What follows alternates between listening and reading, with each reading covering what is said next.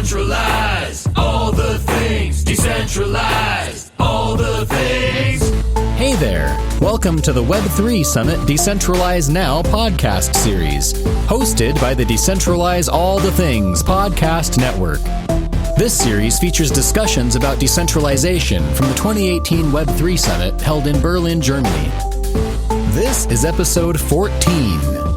In this episode, we listen to an incredibly relevant and timely conversation about self-sovereign identity and what it means to truly own your own personal data. Thanks for tuning in. We hope you enjoy the show.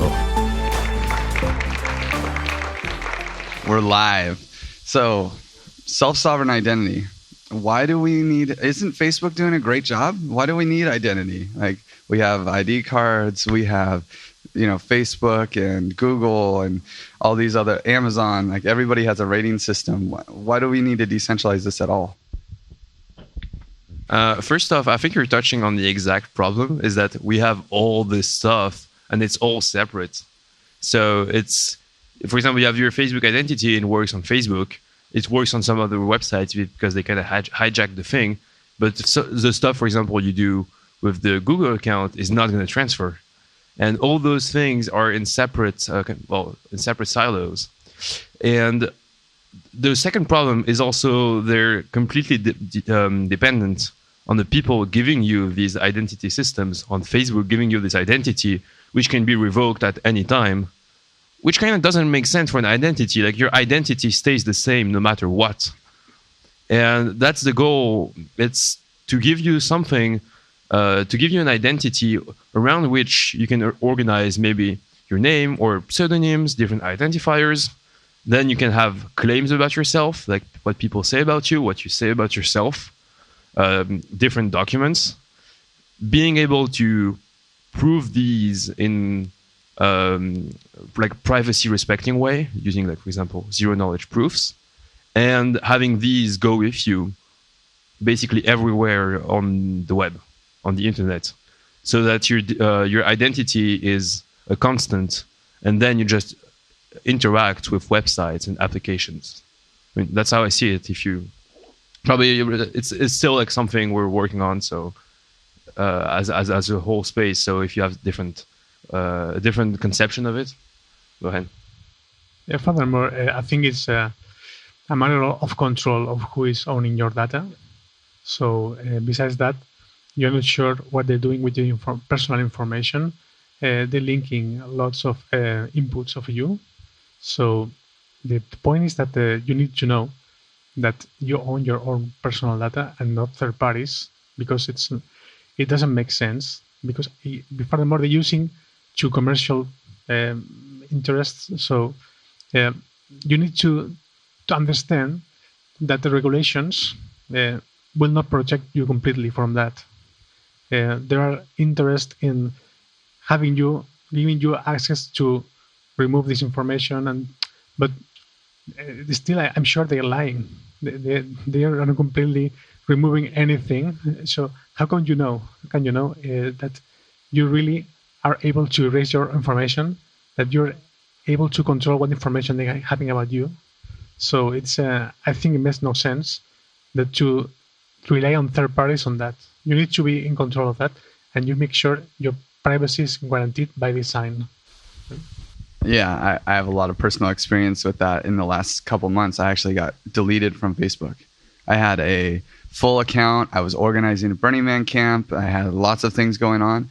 And I also happen to be admin for Crypto News Group, which is like Omar Bam's crypto news channel. And for some reason, without telling us, they deleted the channel and they deleted all of the admin's Facebook accounts.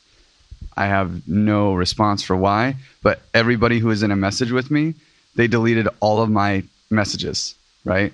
It's like they erased my existence on Facebook. And I mean, everyone's like, why don't you get a new Facebook?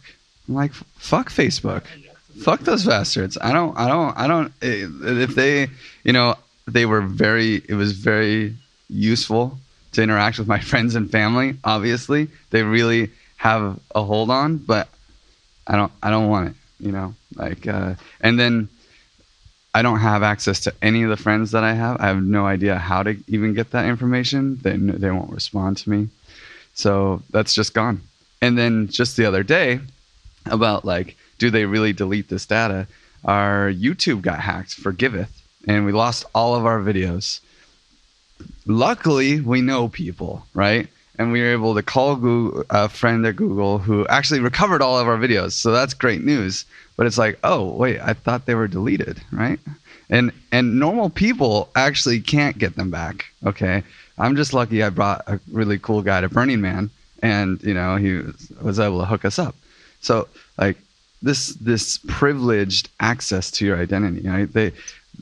These large organizations, if you know somebody, oh yeah, you know, you're in. But otherwise, no. And also, by the way, this format, there's an empty chair there for a reason. So if anyone wants to come sit down and talk about identity, dive in. Yeah, on the kind of personal data side, I mean, the personal data you kind of leave all around on the internet is your digital self, just like split up across different silos, different places. But on the question of control, it's also, data is really important. But to give like another example, which illustrates like another use case for identity, for this self-sovereign identity, is to have something that's not dependent on the powers that be, on the government or the place where you live. Because refugees, for example, they have to leave their country, and then they're basically left with often nothing and no trace of their like official existence. And that's a very, very hard problem then for them to actually like arrive somewhere else and state, oh, I'm like this person, I was born this year, I have proof, now I can start a new life. If we manage through these decentralized systems to actually create an identity system that's not dependent on your country, on your government, that's so much more resilience and power to the individual, and it's so important in these like crisis situations as well. Yeah, so well, you can decide to create identities on blockchain. I think it's a huge opportunity to do that, but still maybe you need some claims, some that organizations made upon you. Yeah. So in the end, somehow you need third parties to claim something about you, so you can prove to another one. Yeah, on the refugee example, like usually these people had an identity in their like home country. It's just like when they flee or like when the government gets like tyrannic or overtaken, it just either they can't take it with them or it just gets erased because they don't have control over it. But if it was like if it's stored in a decentralized system, they actually control the claims for the birth certificate, for example. They actually control it. Something like building unstoppable identities, right? So once you have your identity, then nobody can do anything about that. You should decide to be able to destroy it or revoke or do whatever you want with that. But the issue is that you're self-sovereign of your identity in terms of what's happening with that. So if you keep some claims or you're able to receive some information, and maybe claims, it's not the point is that somebody's claiming something about you. Maybe the claim will disappear, but in the end, you are able to maintain your own identity. Are you jumping in? Yeah, I often think just what you said there, that there's a claim of perhaps a name, date of birth. There's data like that. But I sometimes think about what does sort of I guess they call it a web of trust. What does that look like when people and their networks, who they know, and more so I think about the interactions between the people, and that forms who they are. That if you've gone and worked with a certain number of people and you've got, I mean, it comes down to reputation system a little bit as well. That if you've worked with different people and you have those interactions, that contributes to who you are. And then I think back to the Ubuntu philosophy that a person is a person through other people. So immediately you don't need a centralized authority if you can have just good interactions with people, and that puts you in good standing. And but then corruption of that's another story. Any other thoughts on that? Yeah. So this idea of a self-sovereign identity system is obviously very interesting, but how soon can we have a viable proof of concept that ordinary people can start to use to make claims about themselves and to accumulate? Okay. There's another conference going on right now called IIW, which has been going on for about 20 years. Internet Identity Workshop goes on typically out in California, run by a woman called Kalia Young, otherwise known as Identity Woman. The Sovereign Foundation is going out, has applications right now with regards to self-sovereign identity, as well as Uport is probably the other primary one, as one of the consensus family. But the stuff is available right now. So is there an effort going on to connect these various different groups around the world, IDEN3 here and Giveth and W and so on and Uport, because there's a lot of useful knowledge and experience being discovered by each of these groups, but they should be sharing it. My sense is there's probably a little bit of islands, not intentional. There was another really good conference back at the beginning of September, I think, called My Data, which is based out of Finland, and it's all around, personal data, and some very, very good conversations. It was a very blended conference of technical, design, business, and legal, which so has a very different flavor compared to what we're at here today. So it's probably places where people, there are individuals here, I think, that have crossed both areas, but it's making those connections. So something like this is important because it helps make connections that then hopefully we get that conversation going. So one of the things that I'm very keenly aware of is that using an open public blockchain to store or preserve censorship-resistant access to an identity system is vitally important, because the moment one starts to move away from open, permissionless blockchain, then you get back into the whole system of centralized parties controlling and censoring. So my question is, to what extent are these other initiatives that you're aware of committed to using open, permissionless blockchain? So I'm Joachim, I'm based here in Berlin, and I work on identity for quite a while. And just referring to your first question, so there is actually two initiatives that really drive the standardization, which the most prominent identity projects are involved in. The one is the Decentralized Identity Foundation that works on the DID standard. And then there is the W3C verifiable credential group. And just yesterday, actually, it was an initiative of the German Blockchain Association. We published a paper on self-sovereign identity. And what this paper tried to do is basically to summarize and describe the common denominators that all these projects have. And the good thing is that we just didn't write it by our own, but it's like really peer reviewed by all the major projects, including people from Kalia to Peter from Web3 Foundation to Markus Manu Sponi and many others. And one word or one thought about like blockchain and identity.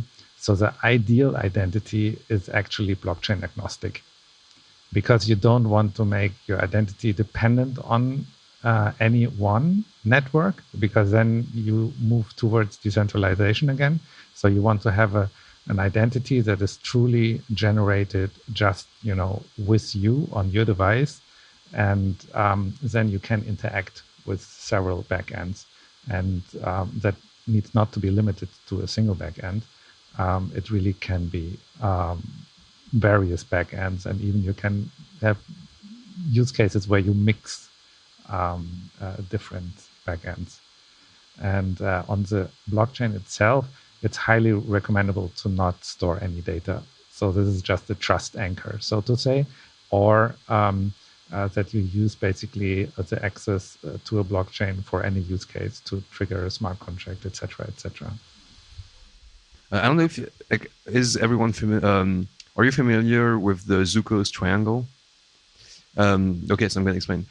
Basically, the thing that a blockchain solves is a problem introduced by Zuko from Zcash, but in the early 2000s. when he was working on how can you create like identifiers for websites, like objects or people that are both that are decentralized, secure, and human readable.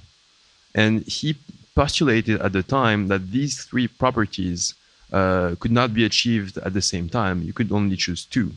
For example, if you want something that's decentralized and secure, that means like no one can steal it, you generate a public and private key. The thing is, that's not really human readable. If you want something that's human readable, there needs to be a mechanism through which, if I say, for example, I'm Irvin, if I take as an identity like Irvin, I need to make sure like no one else takes the same identity. But it's very easy because it's human readable. So usually it was a centralized entity that provided this security by making sure nobody else took this name. And well, I think you see where I'm going. The blockchain, a blockchain solves this problem by guaranteeing the security in a decentralized context, and making sure that once an identifier has been taken, it's not going to be like taken again by someone else. It's unique. Yes, I agree. That's one of the brilliant innovations that the blockchain, public permissionless blockchains make possible. The problem I can see is that if we've got different blockchains with different public-private key pairing algorithms, different elliptic curves, and potentially in the future we move away from elliptic curves to be quantum resistant, this is going to pose a significant challenge for maintaining compatibility and upgradability and backwards compatibility of key management. Anybody thinking about that? So in terms of like how identity should be structured, we were talking also earlier about different like islands and different projects doing things separately. The thing to remember is W3C, it has introduced a standard called the DID for decentralized identifiers, and you have associated decentralized identity documents. And then you have further standards down the way. But the way I see it, like very simply, it could be like you have for each different network, you have different public and private key depending on what they implement. But your DID, as they call it, is always the same, and you can just tie it to the key on this network. So this is, and then you have a resolution system, for example, to find the related documents on IPFS or something. And this ensures that you have this, the idea is the same everywhere. And it's kind of like the layer of abstraction above any specific blockchain. And that's like really the basis for creating this identity system around which you can then add your personal data through this resolution thing. Yeah, I think you're totally right. And I think what you're painting there is like a risk that we will face. And we are creating a standard now, but will the standard work in the future? And this is actually what we also pointed out in the paper. So right now we are basically in a competitive free environment where, there's no real market for decentralized identity. So all the projects are kind of friendly. And but further down the line, it's a risk. So we need to really support this open standards and see that we create like a governance structure around this, that it's also kept that way.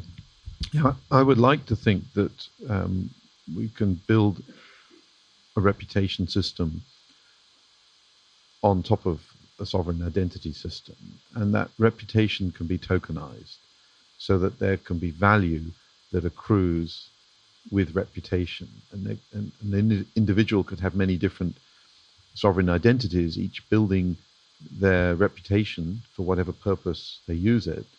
And I believe that fundamentally reputational value will be a way to monetize and therefore incentivize the development of these systems. I'm a believer that this will solve the problem of lots of systems that don't have anybody paying for them, because we will pay for the preservation and development and upgrading of the system through reputation tokens. I think one of the problems that we have in general with identities is like we are in a chicken and egg problem. We have use case, but we don't have a playground. Like no one is really using on the real world. So everyone have a lot of ideas. Everyone have a lot of like its own vision on how it should be, but we have no way to prove it, right? And because it requires such a strong network effect, it will take some time to really see what's like the system that really like sticks. And with that, I want to relate what you were saying about reputation systems. At the end, an identity is just to sustain a reputation system. It's not, I mean, the two concepts are almost the same. It's just like how you frame it.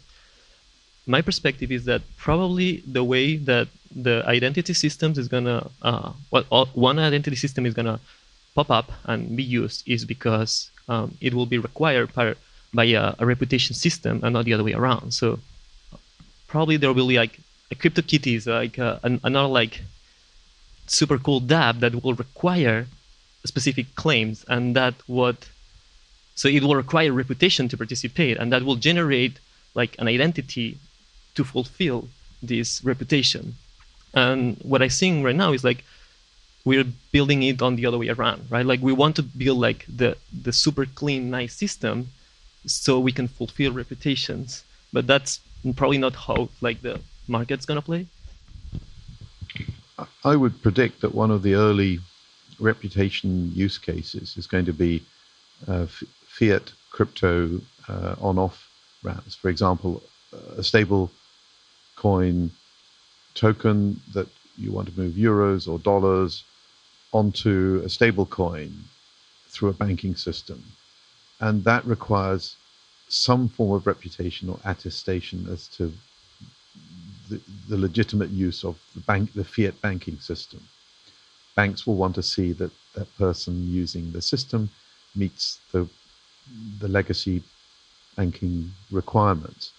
And I think that would fund the entire development of sovereign identity systems, because there's such a very big, large amount of money and a large demand for that on-off ramp between fiat and crypto. Do you think actually there is like a problem like to fund these projects? Because my understanding is like most of these projects are pretty well funded already.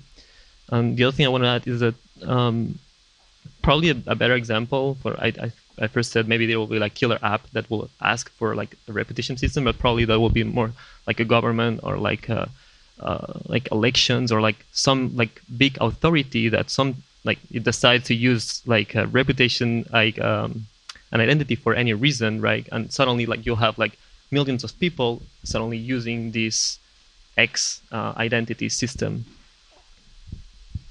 Yeah, so right now we're talking kind of the path of how to get to this like sovereign identity, and also a concrete vision of what it would look like.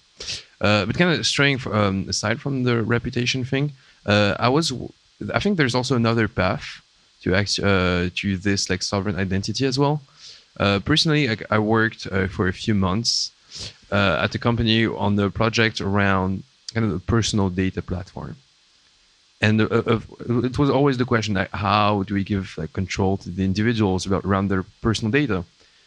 What can we do with that? So one of the things that came out was like, one of the ways to make it really nice to have control over your data is if you have all your data, you can start having a really good user experience between different applications, because your data comes with you and you share it however you want. But very quickly, this went into the idea that, wait, but we're like trying to gather all the personal data into one secure like system controlled by the individual. That's basically like unifying the digital identity. And that may be like another path as well, another kind of vision for what a really interesting system introducing digital identity could look like as a way, to regain control of your data.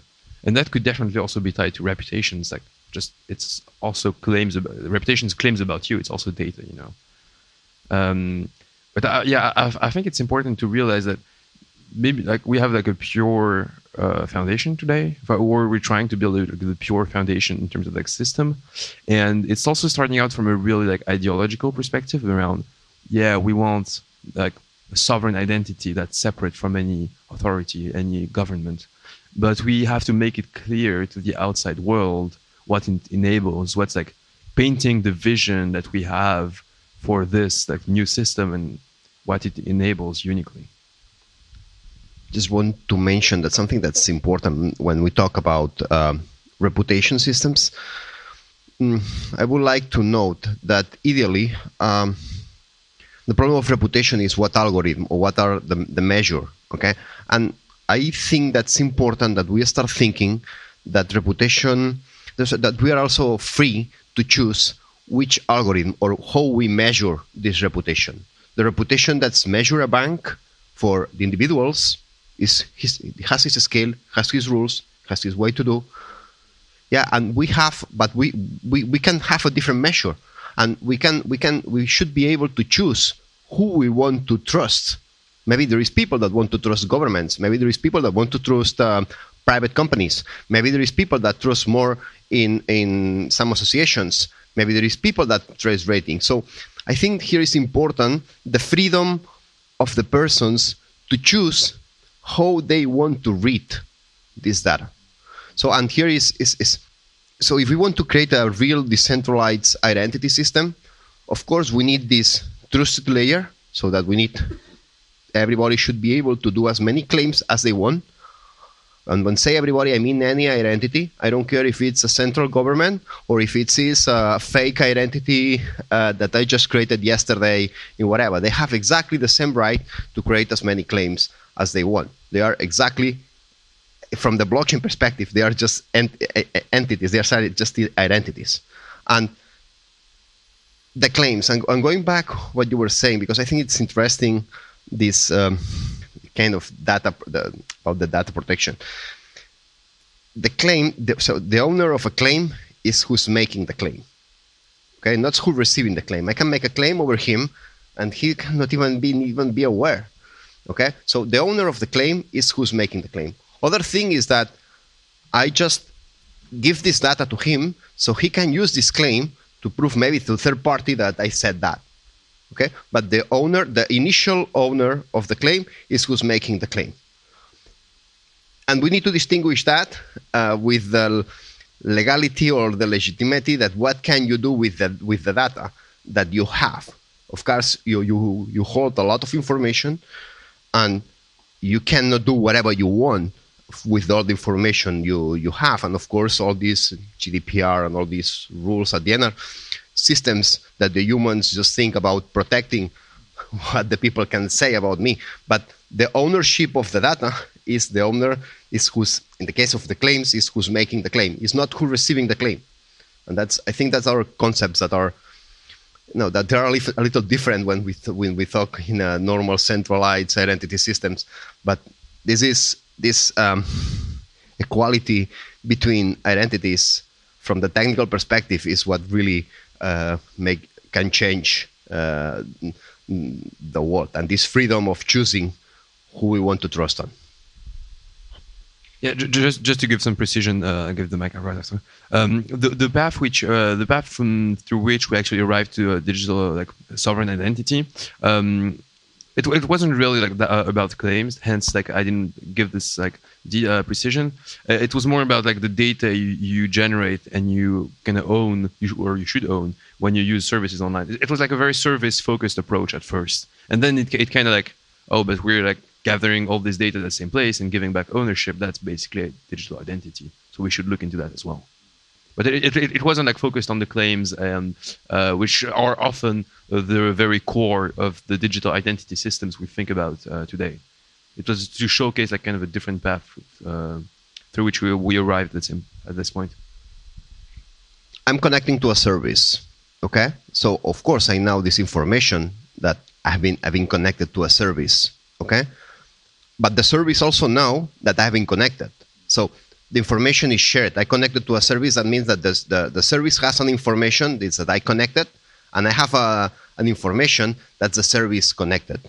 Okay. So in general, who's this data belongs. No, the information is who has so the original information is who has the information. In this case, both. But what's interesting here is the other one's data. So the proof that can generate the data that, for example, that they have the service provider can give me a proof, or can make some claim that then I can test with somebody else on that. But the original data is from the service. Of course, he can give me this data to me, or I can have the right to ask for this data to him. I can have even the right to ask him not to share this data or not to use this data in a different way. But if we talk about the original, so the ownership, at the end is who's making the claim is the service, or the other way around. Who's making the claim is me. I can make a claim that I connected to a service, and then the service can share. But the original of the data is who has the data and the original owner. Okay. Very quick question, but I find the approach super interesting. If I'm, for example, like using a Fitbit, like the watch, I'm like going for a run, have like all things measured, my performance measured. So the way we conceived it was, okay, this information you just created, like about your run, your health, your sport performances, like belongs to you, and it should go to your personal data store. Do you see it as like also claim is made by Fitbit about your performance on this run? Is that like how I understand? The data is yours, okay? So it's your so that you get this data. If you have, the other thing is that if you are interested, for example, in some third party at the states that you maybe make something, but in any case, and this is I think it's important, privacy should be understood. So should be designed as a default. So what I cannot think, and what I think that's a huge sin, and this cannot happen, is that you buy a nice watch and all your personal data without even asking you, or asking in a bad way, this data go to, you don't know where it's going to go. This is for me is unthinkable. Okay. Other thing is no, I have all my data. It's in my watch. I keep it myself, but I want to share this data. Of course, it's your data. You do whatever you want with your data. But by default, and I think this is important in the design, in the world design. So privacy should be by design, by default. So it cannot be cameras on the street by default. By default, the street should be without cameras. Okay, it's like if you want to choose that you film it, then you should be able to do it. But by default, and this is, I think this is from the applications and from the application perspective, this is something that has not been taken into account during the last years. Now you connect to Facebook, and by default you give away everything. You're connecting to the pages, web pages, and all this data is giving away everything. At most, they give you a click that you cannot do anything else unless you click something somewhere without reading. So this, of course, here is also a lot of education between the people. But here, the applications designers, I think that has a responsibility to think in that direction and making the people conscious about the data. And that doesn't mean that the people cannot share the information, which of course is your. I think what Jordi's described is really the front line of the battle for society to regain control of our personal data, and it's going to require a lot of education of the community as a whole, because yes, if we buy a wearable device that automatically shares our personal fitness and health data, that's bad, because we no longer control it, because it's automatically shared. But even if we have the control of how we share it, if somehow that identity of who we are is linked to, let's say, our national identity document, passport, then we've immediately lost control, because it's linked to all of our other activities through that identity document. We need to preserve the sovereign independence of every identity that we choose to share. And that's so vital that and most people in human society don't understand that yet. So we need to promote that. Yeah, no, I really like the point. Just going back to, I guess, a few things going back to, having the data, having us own our data, absolutely. And I like the idea of maybe having, say, an equation of sorts that attests to a certain fact. So if you have a Fitbit, it could be your heart rate. And then someone might say, well, if you want to come to our sporting venue, you must have a certain, like, not a heart condition, but they can infer that from your data. So if you choose to share the data, or perhaps the other way around, they share their circuit of sorts, and then your data, your private data, satisfies their criteria, then you have access to that facility because your heart rate's in good condition. And I like, just tying everything together. I really liked that around keeping the attributes separate, because I think that's what Swarm City sort of aims for, as I understand it. You have sort of hashtags for certain attributes. You build up sort of reputation tokens per attribute, and you can, at your discretion, choose to share some or the other. And I think it will get interesting around, because I try to look at it from both sides. That's a really positive use case. But what about the negative? Maybe you selectively share your heart rate data just to get into a certain sports facility when really you had maybe a bad heart thing, and but you're choosing to not share that data, and instead you're satisfying their criteria with when you were healthy or something like that. So you could perhaps manipulate it a little bit when that control is there. But again, perhaps it can be, can be like you need to have shared X months of recent data. And so the criteria can perhaps just get more complex to satisfy a certain thing. But yeah, I'll pick up another point after. So I think one way probably we can differentiate reputation with identity is just a set of features, claims, attributes, and reputations is what we made out of it, right? It's like an extrapolation of all these sets, and now like we have like a number, quantity that we can make use and make sense for what we want. And what you were saying about like, okay, what happens now? I went to this gym and now I expose these attributes, but I don't want them to make use. I think that's when it's very cool, all the ZK stuff. Like here you can prove something without mentioning what you actually have. What I want to get, like we're talking right now like about the technological problem, like how do we solve all that? But to me, like the biggest problem, it's not technological, but social. Yeah, like how do we make, like you can have all these technologies, like people can have their own data, and now they get into the app and the app asks them for everything, and I just click OK, right? And how do we get through that? How do we make people understand the importance of keeping their data, and how we like put measures to like protect the people? How we make a sandbox? This is by the design of the apps, and that's the key. Is of course education is key, of course, so you cannot avoid, but the design of the apps. If the apps designers just think privacy in by default in mind, we will get a big step. Let me go as an example. For example, in the claim system, I want to prove somebody else a claim system. Okay, I can use a normal claim. So I can just show you all the data. You have all the information, all the proofs, everything. That's one way to do it. I can make you a zero knowledge proof, just showing you the data that you really need at that point. But I can even go further.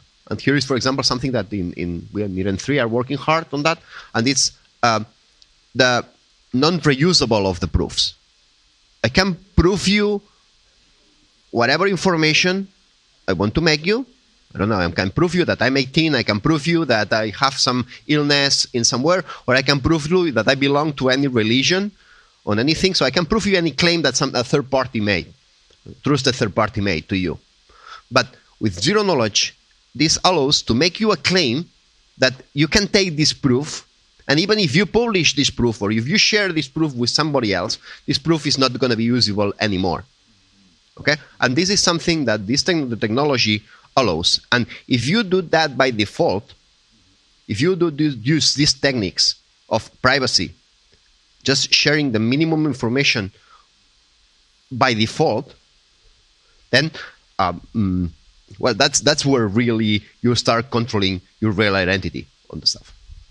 And I think the challenge with that is around those who don't do that by default. Have an advantage because they're selling data. They're making more money. They've got a financial advantage as the current system is against those who are doing the right thing and protecting the data and also not generating revenue off that data. If somehow the division of these attributes produces a superior service and makes a superior application, then great. But I'm perhaps right now I can't see what that is. But that's just the challenge. It's like an uphill battle in a way, or you're against an enemy who makes a lot from the exploitation of that data. Yeah, I think that's the whole question of how do we get like people that, in general, the vast majority of people don't pay that much attention to their privacy right now, or they are kind of conscious about what's happening. They say that, but in practice, like the actions don't follow. Maybe because of a lack of education, and we really need that as well. But I think we also need to have a more strategic point of view around like, okay, but what are we enabling, which is really interesting for everyone because of that. And I think something that's kind of overlooked a lot of the time is this like separation of data and ownership of data is actually a vastly better user experience, because the fact that you can that your data basically goes with you anywhere on the internet, and that you can choose what you share, and that enables you, for example. Well, I'm going to use existing services as an example, but let's imagine these are like compatible with these identity systems and privacy by design. I'm on Spotify. I'm on listening to music. I really like this music, but there's like this artist I really love. He's not like on Spotify, and I want to find some tracks. So I'm going like on SoundCloud. But because these are like the data I have about my listening habits and those suggestions and all this very convenient stuff actually comes with me and belongs to me, and I control it. It's actually exactly the same on SoundCloud. Just the interface changes, but the data stays the same. And that's a user experience that could be so powerful. It's the end of lock-in, actually. And this experience can be so powerful that if you give like very simple, concrete examples to people, it actually like resonates immediately. And I think we have to keep that in mind. It's not something very abstract or far away. There is like some very, very strong incentive to actually use that if we can create it. Just wondering how we can perhaps discern like that difference with people. Like as a consumer, I know people go to sites, they'll talk about something and then they'll joke and say, oh, wow, my phone was listening to me because now I see an ad for what I was talking about. People are seeing it happen and they're finding it a bit magical, a bit creepy, but they don't mind still. And that's the problem. Like there's this complacency and the way people aren't caring so much about that. And I'm not sure how that'll change. I don't know if that user experience of having your song preferences in one place immediately appearing in another will be seen as a novel thing, because it's kind of happening in terms of ads at least. So to paraphrase Elon Musk in electric cars, is it really a supply problem or a demand problem? If you look at that analogy, the traditional automakers all said there was no demand. That's why they built ugly, expensive, short-range electric cars, because there was no demand. And it took somebody with the chutzpah to say, no, actually, we have a supply problem. You just build crappy-looking cars that, So is the challenge to everybody here at this conference to build actually applications that don't rely on monetizing data, and that's really the only business model that they have, that there is no otherwise real business model. Yeah, I agree. We have to build applications that allow individuals to contribute their data to whatever social group or application they need without giving up control for money, or because the application wants their data for money. Now, one of the cases where this is going to be very important is personal genomic data. We all have a genome that's unique to us and our identical sibling twins, and as things develop, we're going to be asked to share much of this.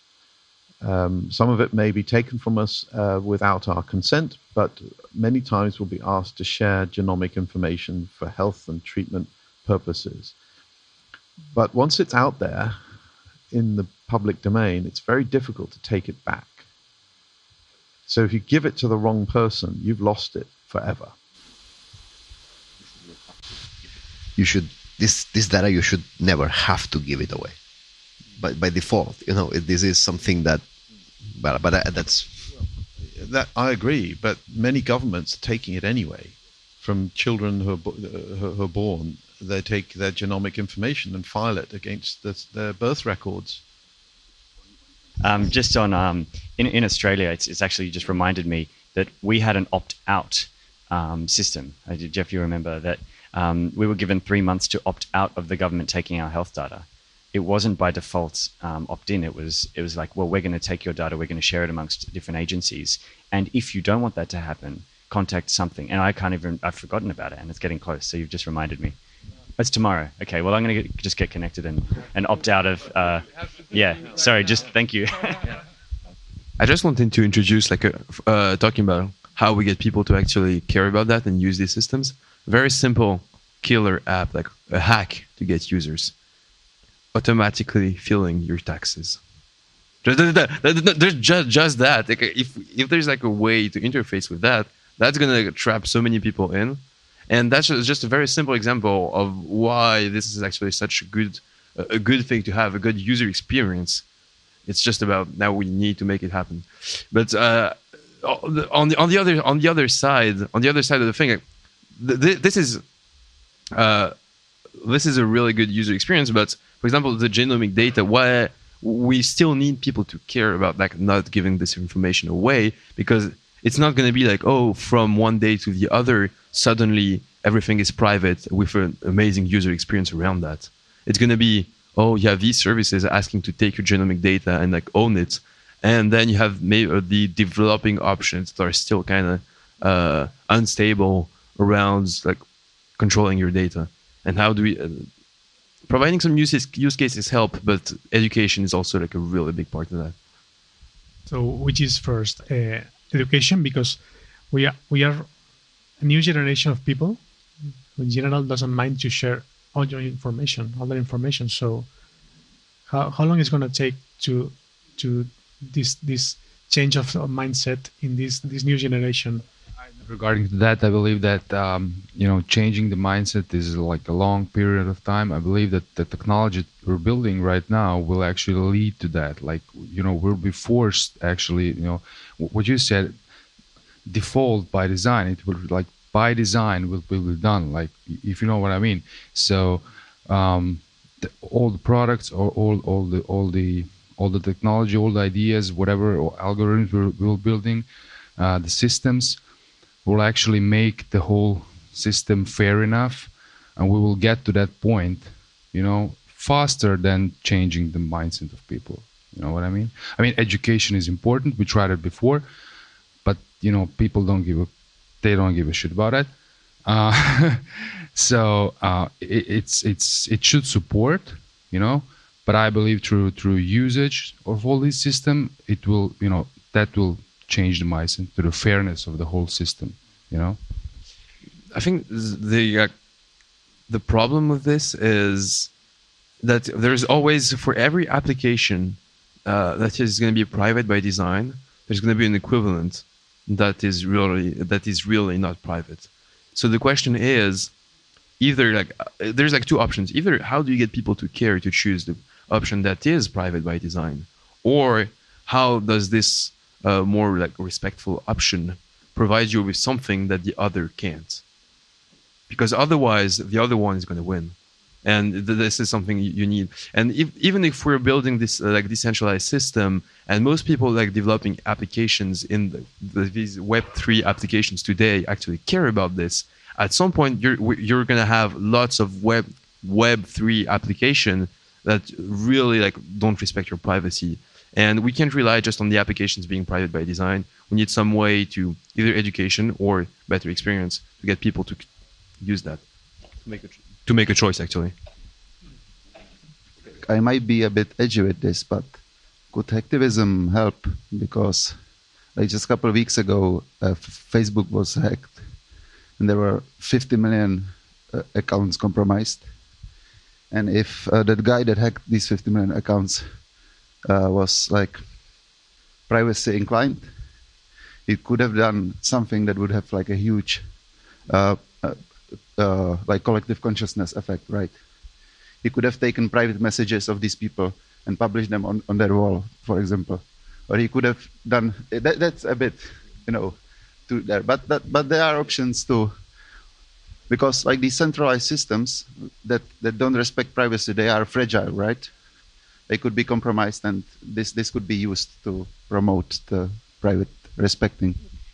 Can I make a point about when there are both options that are private and non-private, and how do we get the people to change and educate them? I think that what's important here is to have a critical mass of people who have a very strong stance on it. But as was mentioned before, I think it's a supply problem at this moment, because to have a strong stance, for example, about Facebook, while there are no real decentralized alternatives, you just have to miss out on a part of a life experience. And while it can be a stance that you can adopt, it's a stance that's very hard to proselytize to other people around you, for whom this convenience is more important than the privacy. But when the real options, other more decentralized private options emerge, then you can have a much more solid stance on this and just say, no, I'm not going to use Facebook, I'm going to use this, and you should be the one to change. And while you get the critical mass, the others will adopt. Just a couple of comments. I think that we are in a very right moment for introducing this kind of applications. I agree that right now you go to Facebook. Facebook is free. You don't have to pay nothing, and you have a service. So you are paying that with your data. So I think that if we want services that don't use our data, we'll have to find a way to pay for. So that's something that it makes sense to me.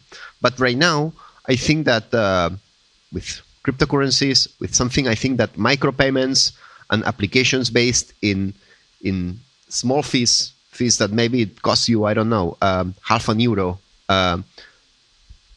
a month, something that are very small amounts that's possible to pay them easily, transparently, without any inconvenience. That's not, but without the feeling of the user that you are all the time paying. This is something that we need to do.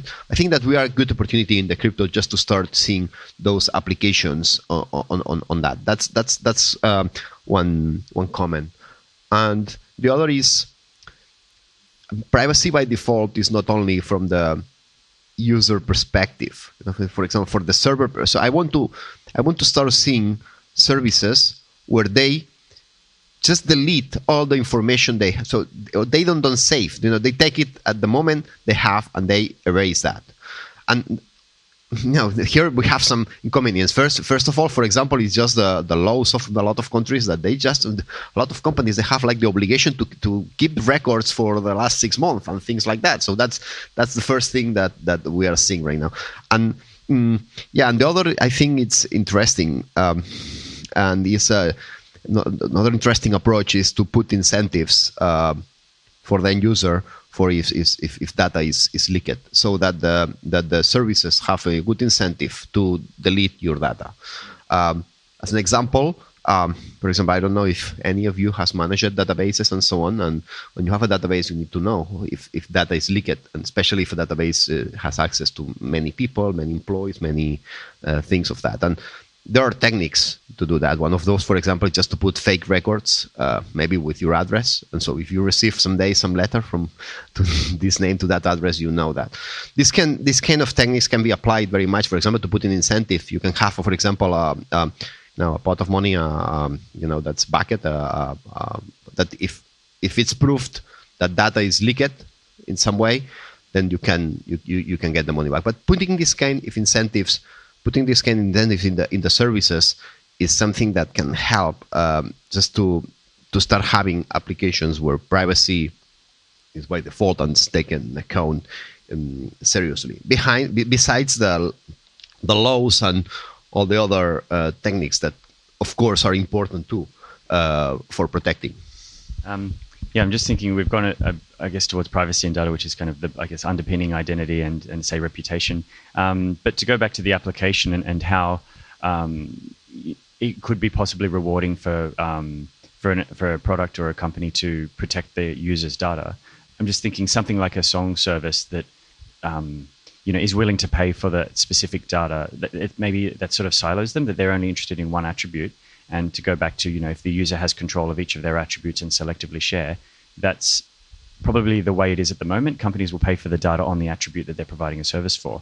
But to reward someone owning all of their data, it could be the fusion of different elements to a specific service could be what makes it more valuable. So it's hard to think of an example, but if there is something that uses different facets of your identity and different elements of you to provide a richer service that no focused traditional capitalist kind of product will be doing, like maybe there's something there. I don't know if anyone wants to help flesh that out.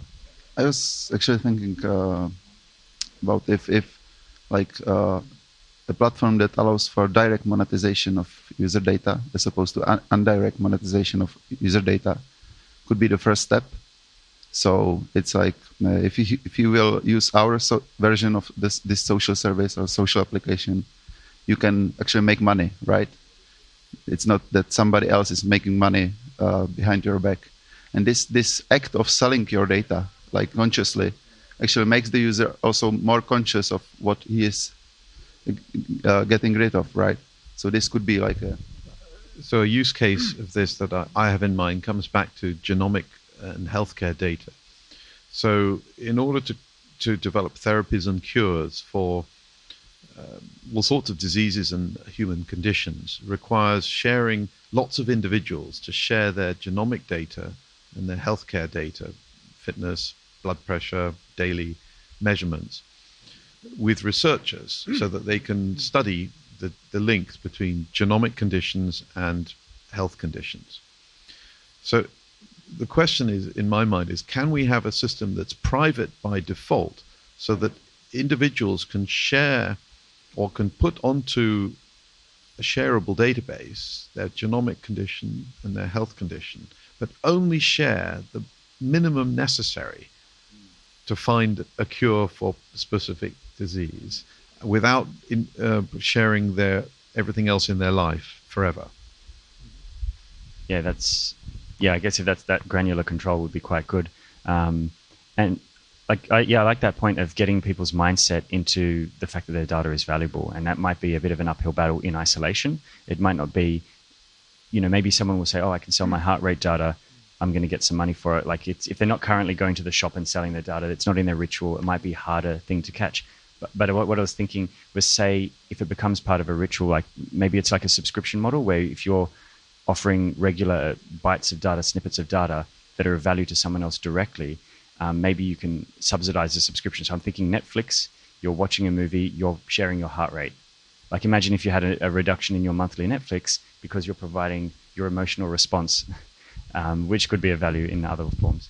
So another way to do that might be, when you contribute your genomic data, you get paid for it with a token. When you contribute your daily heart rate or immune system condition, you get paid with some more of that token. So you build up an account against your identity of the token. You can then use that token to buy something, to pay your subscriptions, to convert it into fiat coin.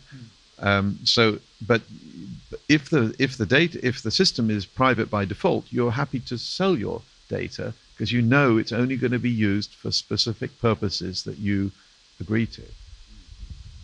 But how do you collect this data to your identity? Because applications need to be implemented. Would it be necessary to a little help of governments so you are able to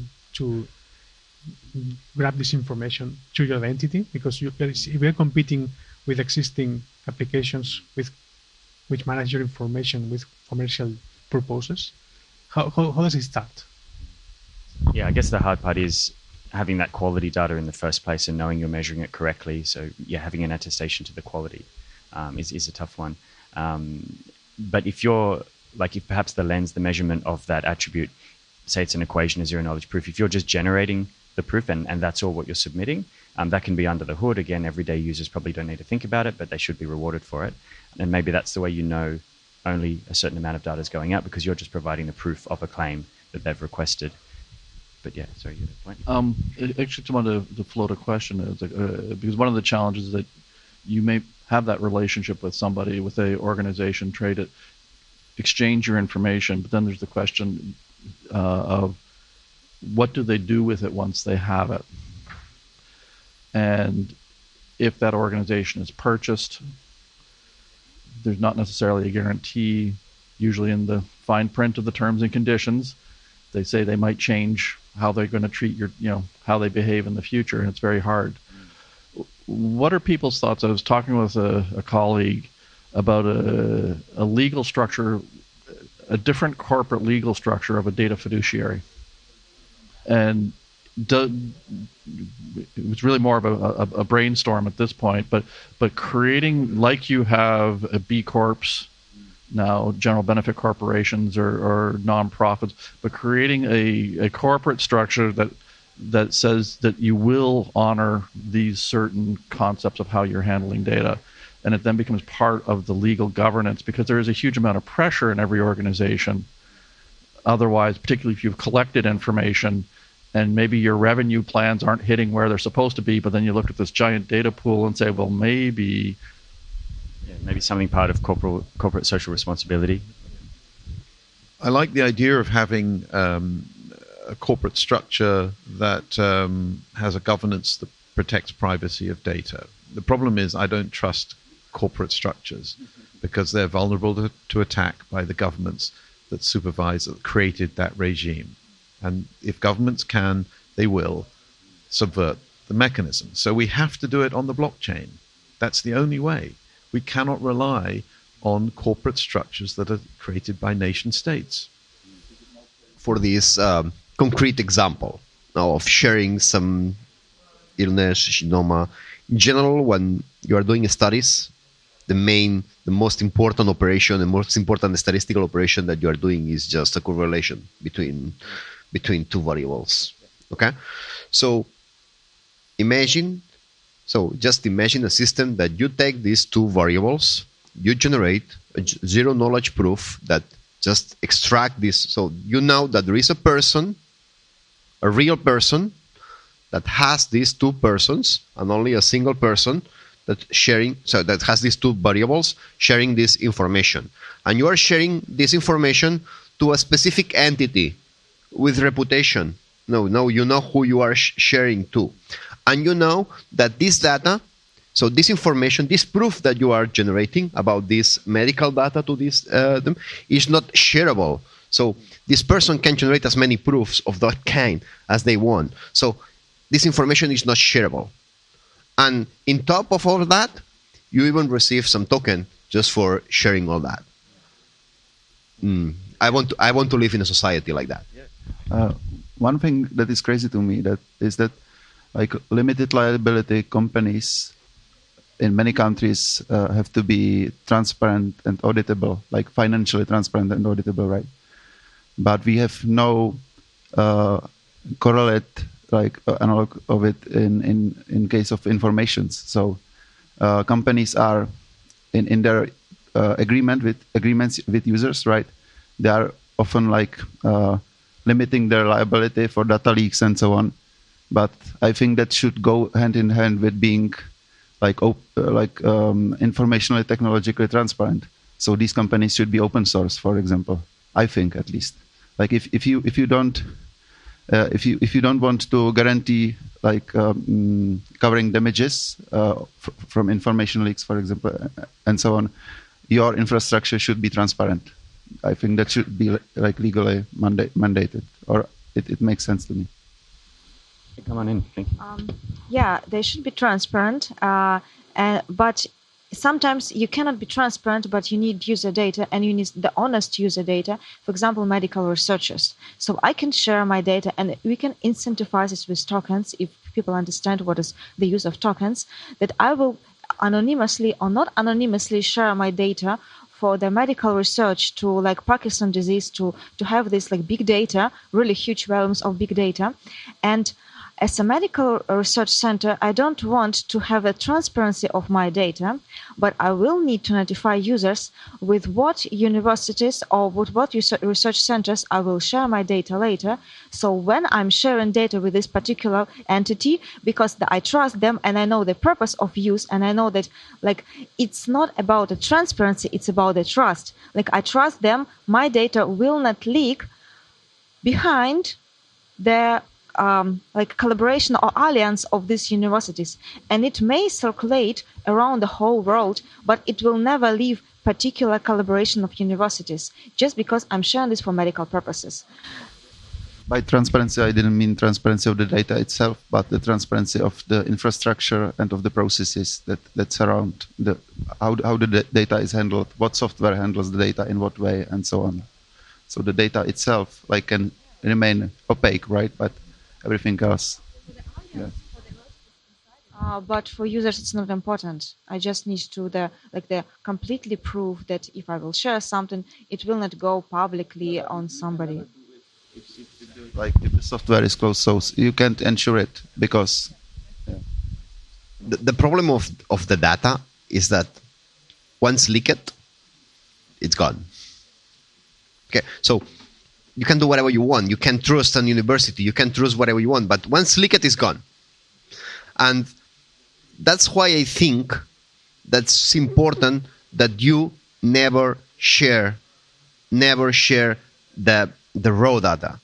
You should always share zero knowledge. You should always share that minimal piece of information that doesn't link to your identity in any case to use whatever you want. And this should be by default.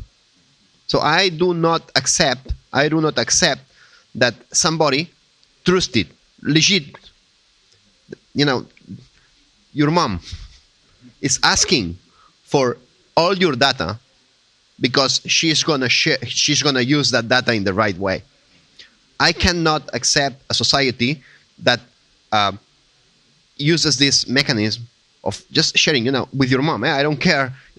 So I just want to put the most trusted person in front of you.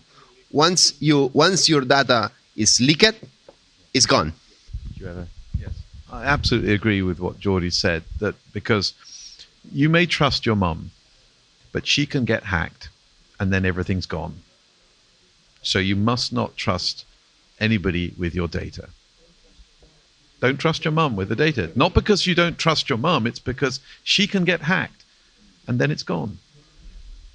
You got a point to add? Yep. Just following the minimum amount of data, I think it depends on cases. It seriously depends on the case because, again, you mentioned the defaults, and defaults depends on cases, and defaults depends on users. So what is the default for this particular case, for this particular service, for this particular reason? And for somebody, you need to preset the default because they completely don't understand what is following then, and then you need to have this minimum amount of data so you can make them secure from all these data leaks, and you will not freak them out as users, so will not leave later. But for some cases, for some users, you can open up a little bit of certain defaults and then can identify what is the default. And if getting back for research centers, if they need not the minimum amount of data, because minimum amount of data will not make a use for them, they need a little bit more. So they have this default preset for the non-technical users. But then they have a little bit upper if you are a little bit advanced, so you can read the terms that are seriously should be very short, and then you can share that amount of data that they can use and make of. And in these defaults are safe for all others around, but they have also the benefit for their centers that asking for this data. And I guess the ideal being that if we're able to just share insights on the data rather than the raw data itself, that would be, I guess, a bit better, like the zero knowledge proofs. I know a bit about the zero knowledge proofs, but my understanding is that you have to have the question in order for a zero knowledge proof to be actually usable. So if you're in, and this is a little bit, I think, to your point, if you're in basic research where you're trying to understand and you don't know what the question is, then zero knowledge proofs isn't going to work, is it? Zero knowledge proof are in the very early stage in research. Okay, so talking about something that's very early stage is difficult to think, but at least the way that I'm seeing. Okay, that's what I think. So data should be, one thing is data availability. So I'm going to what is this? Okay. So going to what you said. Of course, maybe these scientists will have many needs of the data during the time, because the research will need at some point. I think it's better just to access the data when you need it. So when you need that data, then the availability of the data the system should be in a way that there is no delay in asking the data. So if you can share the data when really is needed. And here is where the point is. And the zero knowledge proof, of course, a lot, it's a research, work in progress. It's a research. But in research, you should be able to define some standard circuits, if you want, or some standard programs that, if you want, are parametric programs, so that you can, in some way or the other, share. So maybe you have different problems, but maybe you have the same patterns. So having same patterns, you can use the same circuits and use the same techniques to share some specifics data on that. But again, work in progress. The world has no experience on that, so we'll see. Just a quick, then I'll. But then I think it's a bit of a circular challenge. If you have multiple questions, so you go back and you ask this zero knowledge question, this zero knowledge question, this zero knowledge question, this zero knowledge question, you can re-identify the person. You can now determine identity, because the more you have those questions, you actually create a unique profile of the individual. Not really. If you do it anonymously and independently. I mean, so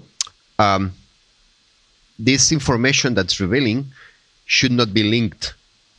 So one query should not be linked to the next query. So you have one query that maybe relates to variables, and the next query, it relates to variables, but you cannot relate three variables. So you have two variables here and two variables there. You should have like a cross variable to link one another. Okay. So, and here is where you can start putting some information on some tricks on that, just to protect that.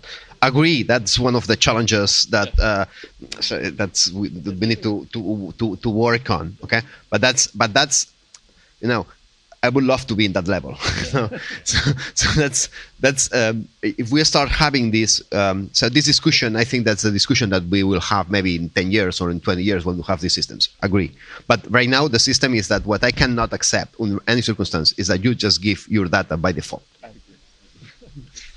Yeah, and I think to that point, also we're very used to the fact that now, but we have to link this data, because if you want to log in somewhere, it's like, but you can use your Facebook account and this and that. So it's a system we have been made used to, but it's not needed, because you can just say, now if you just think of private and public keys, you can just say, but I can prove my identity. That's all we need. The rest you can forget, right? So that's already a way to keep the different identity separate, I think, because if it's needed, you can prove it. But apart from that, I had a question actually, which is something that I'm wondering about the bigger picture when it comes to, we know here, identity is important, that you own your data, that you can do this. But I think 99% of the people do not. And so, like, there's coders, they have a special kind of brain, so they go deep in the problem and they know this and they research this. And I think when I think of Catalonia, like how important it is that you have control over your own life, over your own situation. And then I'm wondering, like, do we always need trouble and real violence or something that is really scandalous to provoke people to actually think about the fact, such as a Facebook hack, etc., and then even not so many people reacted. But how are we going to get this mind shift? Because when I now talk to people, they're like, they have no clue why it's so important. So how are we going to get there? I don't know. Maybe I can share some insights. The next workshop, Designing for Non-Technical Users. Yeah, seriously, because Yellowcom, we are also self-sovereign identity, and it was founded by developers. And now we're facing the problem how to explain the value of self-sovereign identity and the identity itself to completely non-technical users that are following after the services. And there are tools, but like again, following the question, do we need drama like these hacks? Actually, yes. We don't need them we don't need facilitate, and I hope we will not. But it's always helpful to write the drama of those big players like Facebook to like promote the better web, because it's how non-technical users think. Like drama attracts. It's proved by years of advertising. So yeah, I guess there's the negative emotion to say, oh, don't let this bad thing happen, or this is, you could be censored. Here's a way to not have, or here's a way to have censorship resistance. But again, thinking of the product side, is there a positive that can somehow just outweigh it? That would be nice to know. But yeah, I'm not sure. Sorry. I fully agree. I fully agree on that, and yeah, experience. So it's like the people that appreciate more freedom is the people that have been in prison. So it's just as that is that the people that appreciate more privacy is the people that somebody uses privacy. The people that appreciate more decentralization is the people that has been attacked by a central party. And this is happens, and that's very important that we get conscious. And I will link there is two ways to get that. One is for own experience, and the other is for education. I think from education, good education from the beginning. You can. It's just a rational thing. You can understand, and you can be aware. You can have awareness, but just doing a rationalization of why all these elements of privacy, decentralization, freedom are important. And that's the way to go. I just want to repeat maybe what you said in terms of scandal is like putting fear inside people. It's a way to create a behavior on people by going through this route of fear. But what reminds me all this talk is, for example, if we need to change people's minds in all these terms. I agree that the importance of having your data and this idea of private by design is key. But first, you need to make this idea understandable for people who are designing these systems, and to really learn the why is behind this idea. You really need to do the click. I just want to put the example that is different in the education system, that you teach children and you impose some knowledge than other techniques that make children learn by themselves because of the experience, because of the failure. It's different that, somebody stole my keys, or somebody attacked my account, and suddenly I lose everything. And suddenly this becomes something personal. This is something that you understand in your own flesh. And then you can start building your... Obviously, education is important because it's a way to give you all this information without being to failure by yourself. It's something like giving some advice first, and maybe you can consider without. Yeah, it's just talking about the same, but it's interesting how. My question is, how can we explain that or put the whole society in a situation that they have to really think about that, not just, okay, I'm logging into this new platform because it's cool, and the designers that did this platform know at the beginning that private is by default, but these designers are humans too, and maybe they need to do this step first, and I put them all in the same society. So I think that the approach is global. It's not just okay, we have to know that, and we are the only ones that we're gonna do this change. It's not for me. Some questions never get to be answered, unfortunately. This was an amazing discussion. Can I get a round of applause for everyone that participated? That was amazing. Thanks for listening. If you haven't already, please subscribe and give us a rating or comment if you enjoyed this content. This episode was brought to you by Santa and the unicorns at giveth.io. Remember, this podcast is made possible by the donations we receive from listeners like you. If you'd like to help support the podcast, you can do so by donating Ether at dattpodcast.com. That's DATT podcast.com. Please check the show notes for more information. Thanks again for listening, and until next time, keep decentralizing all the things.